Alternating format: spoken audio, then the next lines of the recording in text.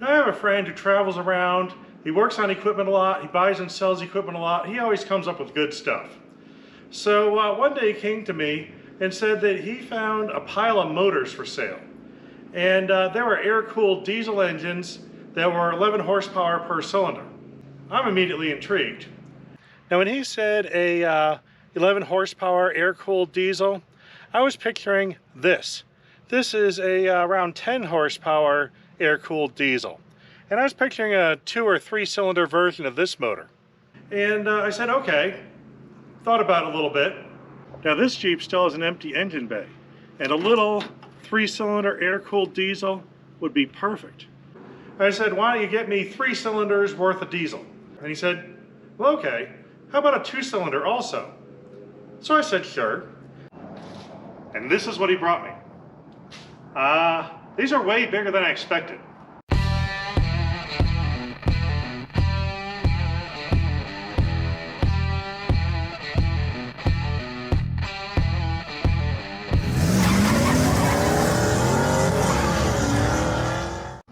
Apparently, this was surplus oil field engines. Now, what I understand is that basically they were taking out an oil field service for 1 of 2 reasons. Either they stopped working, or they're replaced by an electric motor.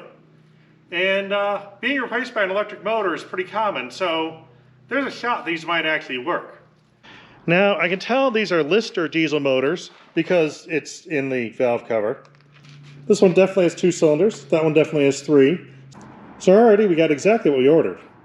Now this one is labeled 29.5 horsepower at 2200 RPM. That means it's 15 horsepower per cylinder. And this one says 44.25 horsepower at 2200.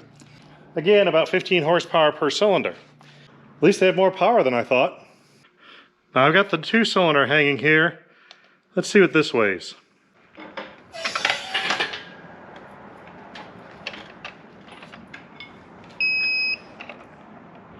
£964, and that's the light one. Now let's check out the weight on the big one.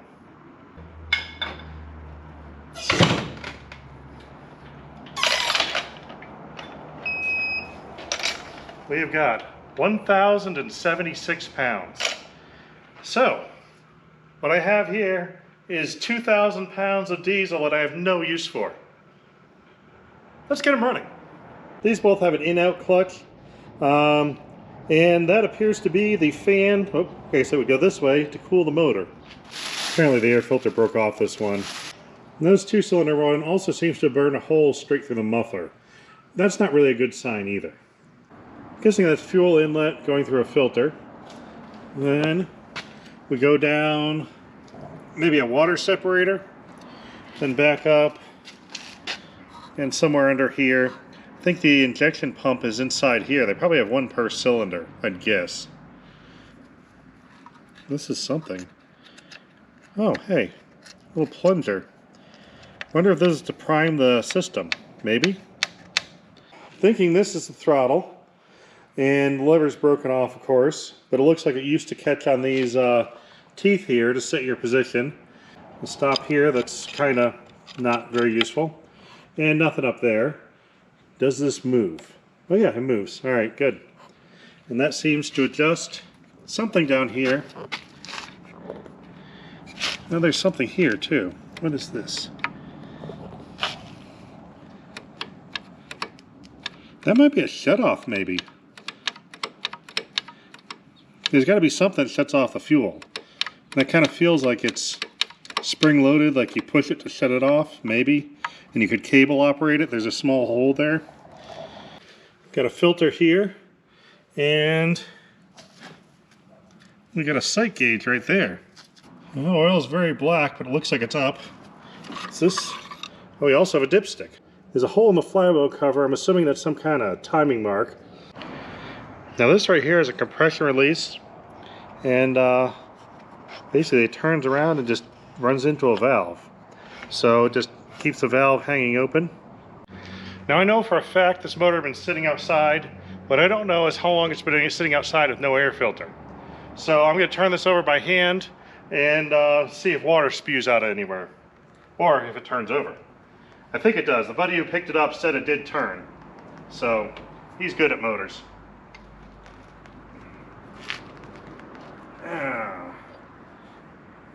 Doesn't turn easy.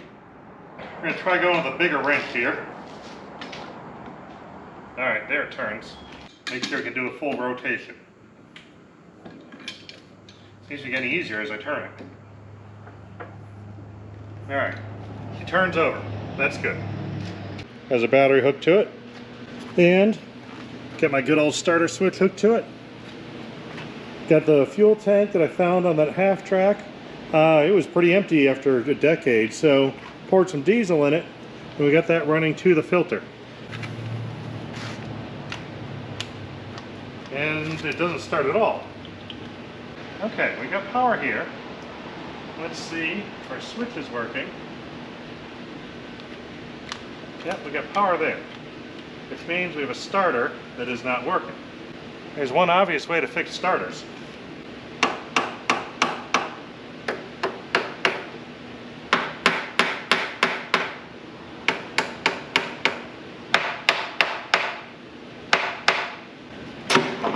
Ah, perfect, it worked. That appears to be rust coming out of there. Maybe dirt.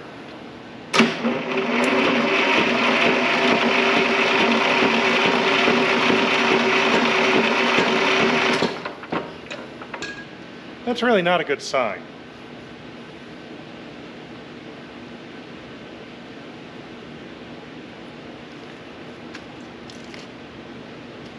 Kind of looks like dirt. Well, let's turn on the compression and see what happens.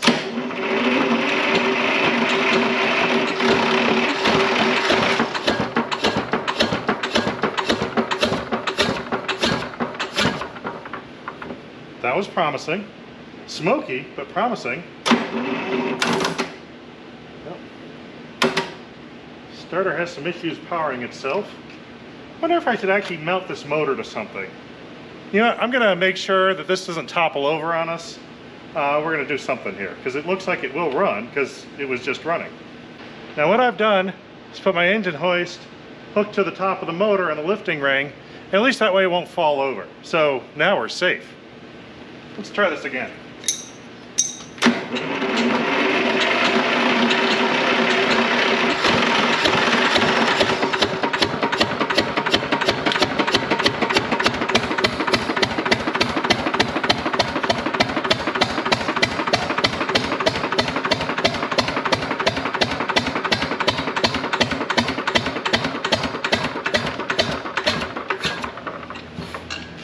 Wow, definitely does something.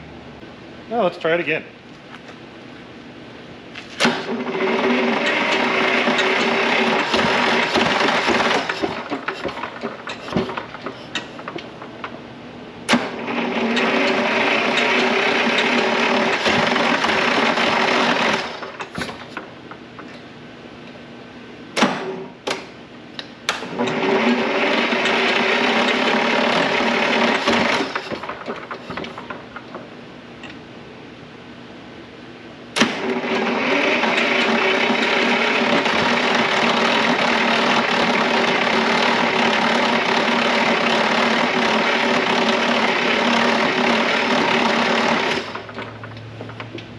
Okay, let's see where we're at with diesel.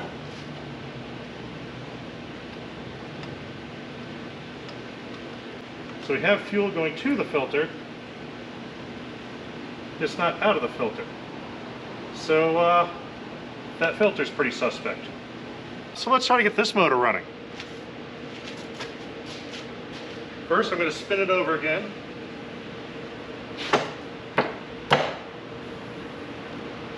Now this one spins over by hand.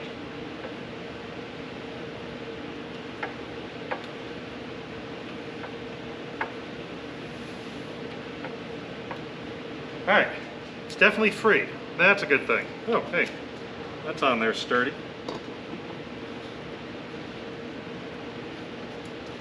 This motor's missing the starter. That is a lot of flywheel. Those ring gear teeth are close to 1 inch across, There's a lot of mass back there. But one did come with the motor, so let's install this. I got the starter mounted up. One interesting thing is there's a wire jumping from the main power to the solenoid. Now, basically, I think if you put power to this, this starter is going to start going without having a switch on it. This may have been for an external solenoid. Maybe they had a solenoid and some power unit that controlled the motor, and it ran here and it just shut the main cable on and off in order to make it start. Not sure, but I'm taking that off. This one has a AN fitting on the fuel intake, and I don't have anything that fits that. I'm gonna have to figure out some way to connect fuel to it. But I do have the starter hooked up, and it's getting late. I don't think I'll actually get that fitting done tonight. I wanna hear this crank over, and we'll see if more dirt comes out the exhaust like the other one. Then we'll see if the starter works and a lot of other things. You know what? I'm going to check the oil first. Forgot to do that on this motor. Only checked on the other one. There's nothing on the stick whatsoever. I am glad I checked this. I'm going to assume generic Walmart diesel oil will be fine. So that's what I have. Ooh, a new one. How'd that happen? I have absolutely no idea how much I should put in. Okay, I don't know how far down it is. I don't know how much it holds. And I don't know what the lines on the stick means. I'm assuming you can use any of these holes to fill it up. It's got to all drain back somehow. Alright, I think I put about 1 gallon of oil in at this point. This is a 2-gallon jug and it feels about half full.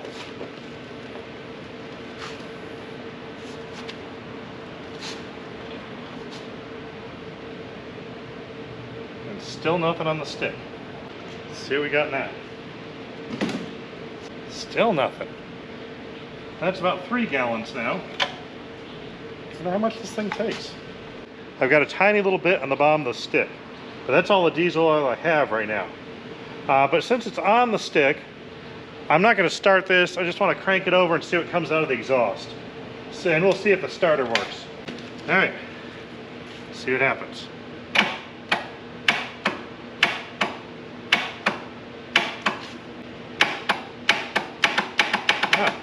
The starter's not connecting. So the solenoid's kicking, but it's not actually making the copper plate hit the 2 poles to make the motor go.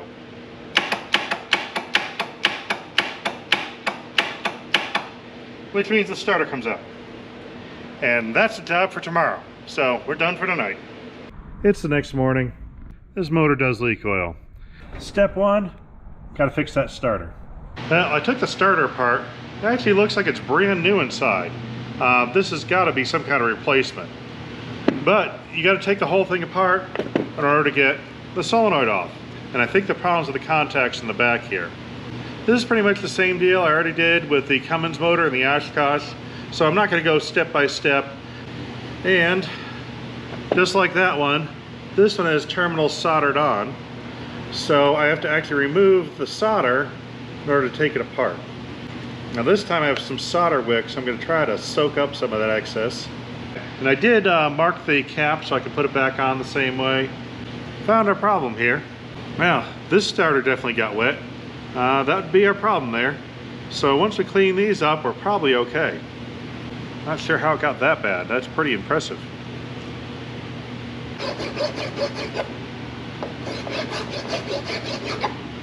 That's cleaning up real fast. So I don't think there's really much wear in the starter. It doesn't look like pitting.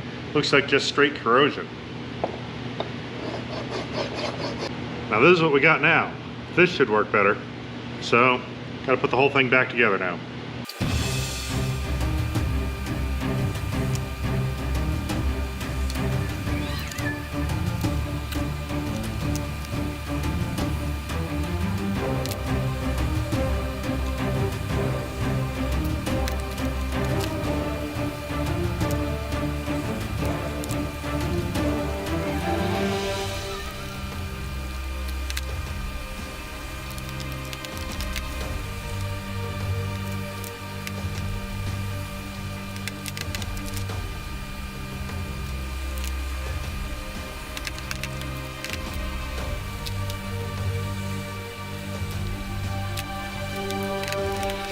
Now in my last video on a starter, someone commented that you can use shim stock to hold these brushes out of the way and basically make a ramp for them to slide up onto the armature.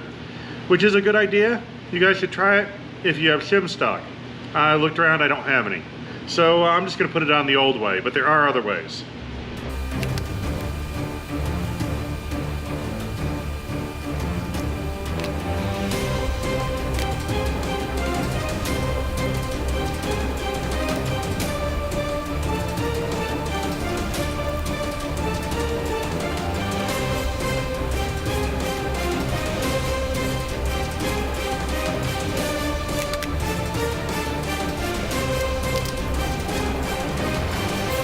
All right, all back together.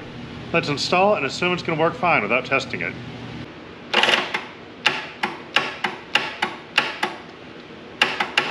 Oh, there we go. We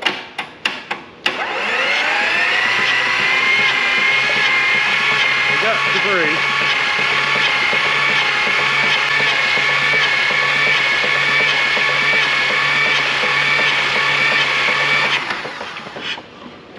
All right, now I gotta figure out the oil issue. Now I was looking at this 2-cylinder. When I checked it, it's actually above the top mark. So this one has extra oil in it. I can get down to the lower mark on this motor, drain it into a clean can, and put it in that motor. And that might solve our oil problem. Just a little on the dark side. We're just gonna ignore that. I'm checking the sight glass as I go. We still have plenty of oil in this thing. Not the cleanest oil, but we know it ran in this motor, so we got a filter. Well, that oil transfusion was definitely the right thing to do. Now, both motors have the oil between the mark and the sticks, so the level's perfect in both of them. So that was the right call, even though it felt weird pouring black oil into the motor. So now, got the fuel tank hooked up. I don't know if it's gonna work, but we're gonna try it.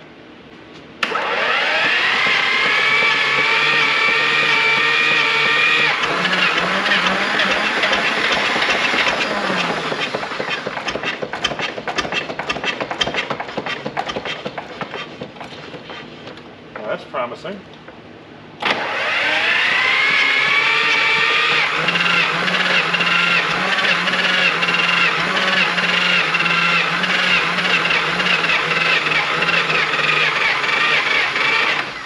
I think we have a getting the diesel issue now. Realize I'm having the same issue. Fuel is going to the filter, but nothing's coming out. We got nothing out of this line at all. So now I've added an electric pump in line between the tank and the filter. Hopefully that'll pressurize it enough to get through the filter. And I got the line off there, so I'm gonna turn on the pump. I'll see if any comes out.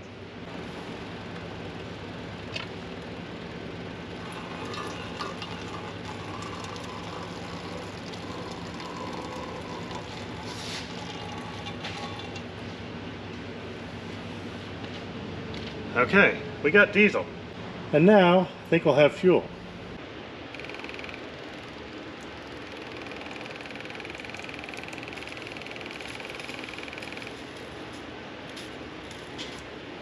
And now we have a new problem. New line in place. It's looking for a leak in one of the hoses on this pump. It's leaking out of the electrical connectors. So, high quality unit for sure. Sure, that won't be a problem. Let's try that again. Good thing diesel fuel doesn't burn like gas does. Otherwise, this would be a fire hazard.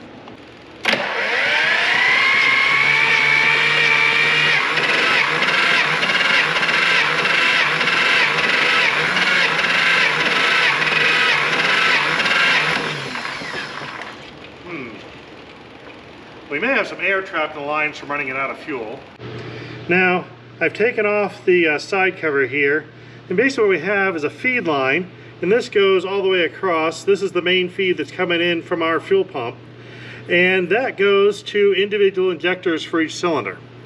Now, what I've done is I actually loosened up these bolts, and then I hooked up the fuel pump to my starter switch, so I can hit the power and we should see if we have fuel going to the injectors. Yep, fuel going to the injectors. Let's close those back up. All right. So, I guess that's the next thing is to see if we have fuel coming out of the injectors. Got the injector line cracked. Let's see what happens.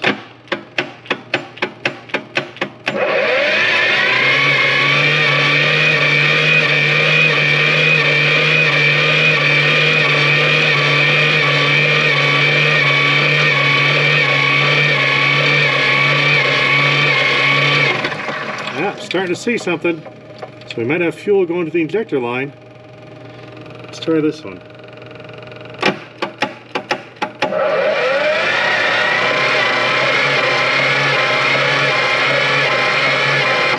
Yeah, I see a little coming out of the top of that one too. Let's button her back up. Now let's see what happens.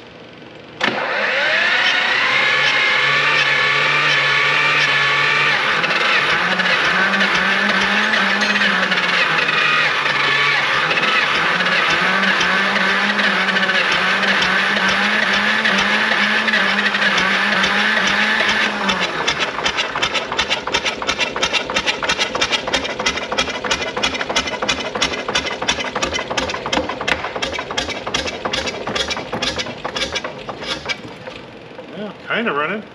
Starter's cooled down. Let's take another crack at this. Fuel pump's running.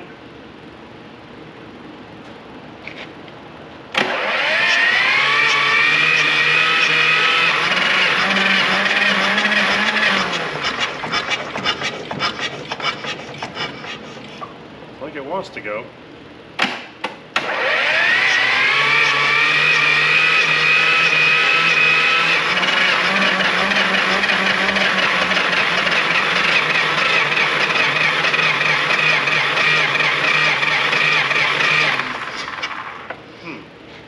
Seems to do best with just one cylinder on.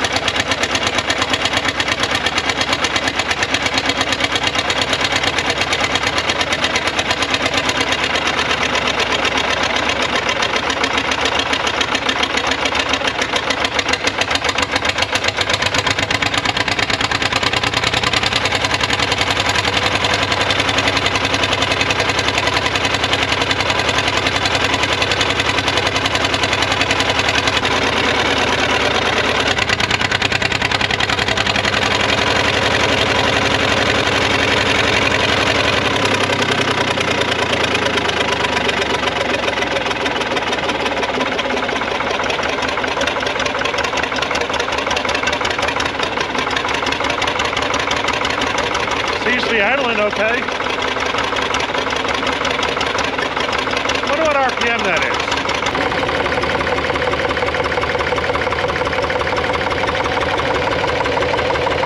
Idling's a little over 500.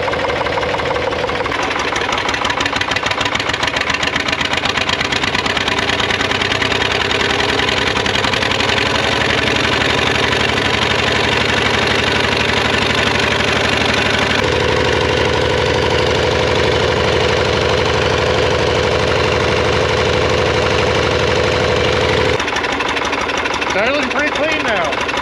Seems to run decent. I'm calling that a win. Now I just got to figure out how to cut it off. The idle's nice. And try that lever on the side.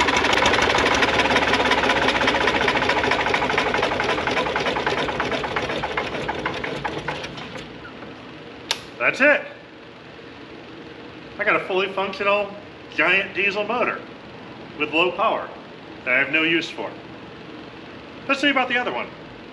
This is the broken air filter that was on this 2-cylinder motor. it just unscrews in, which is kind of nice. It actually looks like a big pipe thread. It's probably something you just run to the hardware store and get a fitting for. I don't have one, so we're not going to use that. What I have here is the air filter that came with the Coleman tug on the carburetor that I didn't use. So we're going to see if we can make this fit. Now it's too big. You can see there's a gap, 3/16 all the way around or so. So all we have to do is take up that gap with something. And what I have here is the old bicycle tube for my son's bike that doesn't hold air anymore, at least not very well. So let's see what we can do with this. Don't need the valve.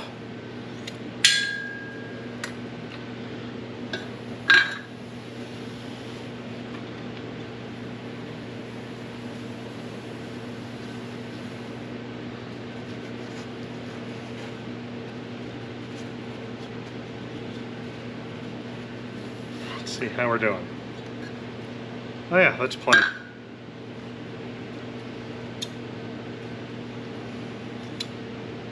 We'll wrap this tight. Then slide this over.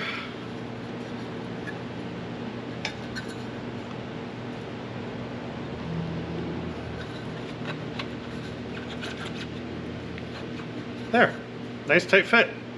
I'll just put a hose clamp around the bottom, we'll be done.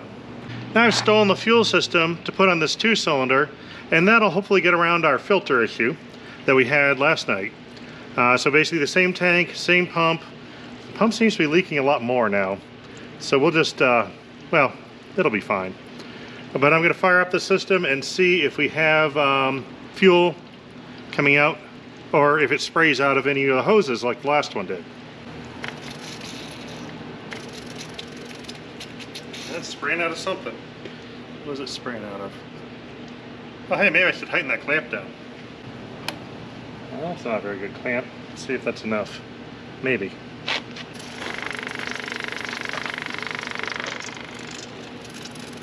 Oh, there's a hole in the hose now. That's new. Alright, let's fix that. Alright, new line put in, and let's try this all again. Oh, that was the line I took off last night to check for fuel flow. I better let the hose clamp loose, yep. Alright. But that means we know for sure we're getting fuel out of the filter, so that's a good thing. We've got a leak up here too. That's mostly air bubbles, which means air is purging, so that's also a good thing. So pretty much all these leaks are helping us out. Now I expect we got air in the lines, in the injector lines, just like the other one, so this probably won't start up right away, but let's see what happens. Maybe it will.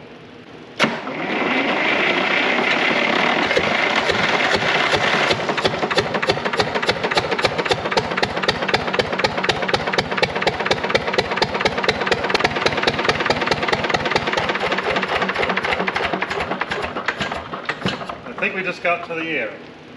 Okay, to do the same procedure as before, fire up the pump, get the air out of the feed line, then crack the injectors. Oh hey, the gasket came off nice. Alright, the pump is on. Not seeing anything come out of here. Oh hey, there's the shutoff, and that's how it works. It just shuts off both injectors. I'm seeing a drip there. This might be what actually happened. Somehow we're still not feeding.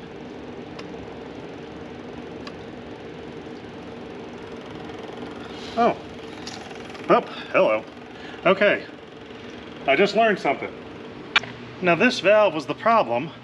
It's the exact opposite as the one on the 3-cylinder. So I had, by making it the same as what worked on the 3-cylinder, I actually shut off the fuel with this valve. So they're opposite. I don't know why. There we go. Now we got fuel.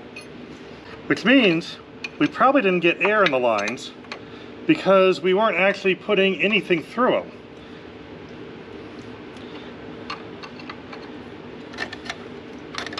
I don't know if I'll actually have to do the injectors. Well, let's crack them anyway, just for fun. Now we're going to crank the motor over, look for fuel out of the injectors.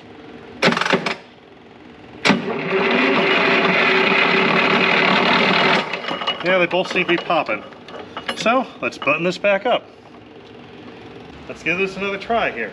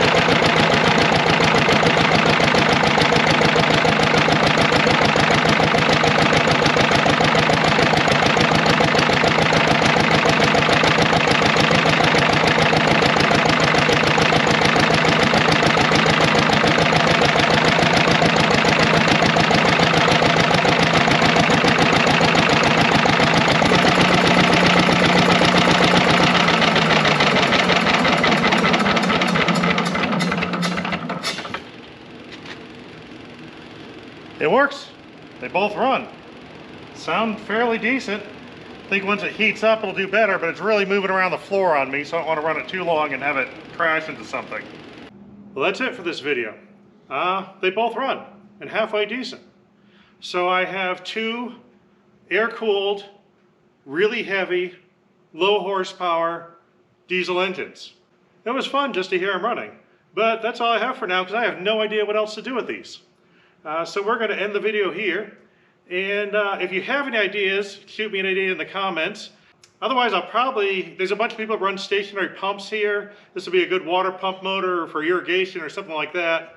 I might just send them down the road because I really don't need these things. They're totally not what I expected to buy, but a fun surprise because I learned an awful lot since I started working on these yesterday. So that was fun, and I hope you guys are having fun too. We'll see you next time.